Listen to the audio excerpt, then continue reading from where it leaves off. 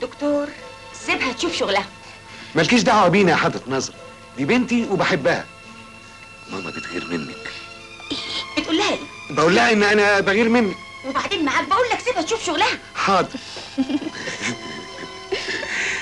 بتقري ايه يا دكتور؟ دي مجلة طبية، لقيت فيها بحث للدكتور فريد. دكتور فريد ده شاب ممتاز وليه ابحاث جديده في محاوله انزال الجنين بدون تفتيت، ولا بعملية قيصرية. انا قريت قبل كده بحث للدكتور فريد، لكن دي حاجات لسه بدري عليكي لما تدرسيها. انا اصلي معجبة قوي بابحاث الدكتور فريد.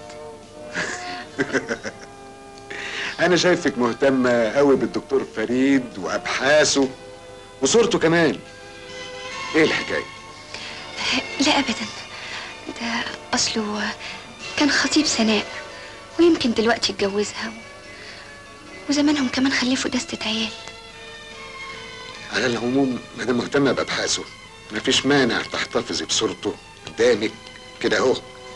ليه؟ عشان تفتكري دايما. افتكر ايه؟ ابحاثه.